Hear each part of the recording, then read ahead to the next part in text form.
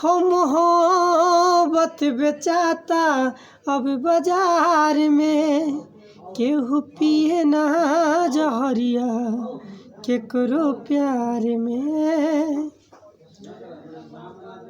आई भैया फिर एगो हम सैड सॉन्ग आप लोग के बीच लेके आओ तनी, जौन आज के सभी नवयुवक लोग के ऊपर जाई, और खासकर उ लड़की के लड़का के जौन प्यार तो कर लो लेकिन निभा ले लो ना।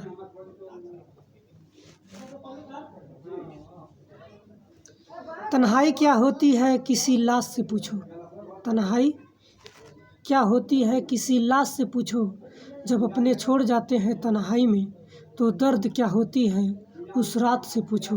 तन्हाई क्या होती है किसी लाश से पूछो, जब अपने छोड़ जाते हैं तन्हाई में तो दर्द क्या होती है उस रात से पूछो। आज खुद मुझको जलाया अपनों ने आग से, आज खुद मुझको जलाया अपनों ने आग से, आग रोकर बुझ गई, प्यास कितना होता है उस राख से पूछो। प्यास कितना होता है उस राख से पूछो। रूप के बढ़ाई हमें कर कितना, चमकेला सागर में मोती जेतना। हो रूप के बढ़ाई हमें कर कितना, चमकेला सागर में मोती जेतना। हो मीठा मीठा प्यार कैली दर्द भइल ना, बेवफा लोग बड़ी बा, बेवफा लोग बड़ी बा, आज हमरो बुझा गइल ना। बेवफा लोग बड़ी बा, आज हमरो बुझा गइल ना। हो मीठा मीठा प्यार कैली दर्द भइल ना, बेवफा लोग बड़ी बा, आज हमरो बुझा गइल ना। बेवफा लोग बड़ी बा, आज हमरो बुझा गइल ना।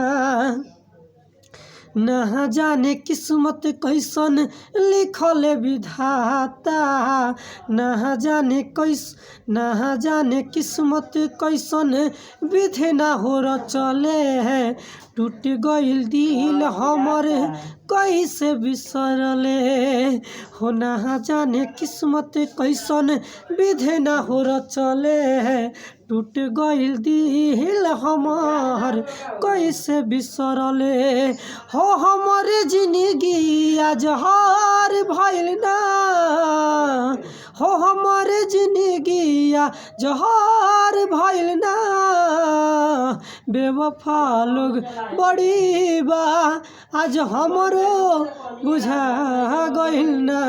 बेवफा लोग बड़ी बा, आज हमरो बुझा गइल ना। रूप के बढ़ाई हमें कर कितना, हो चमकेला सागर में मोती जेतना। मीठा मीठा प्यार कैली दर्द भइल ना, बेवफा लोग बड़ी बा, बेवफा लोग बड़ी बा, आज हमरो बुझा गइल ना।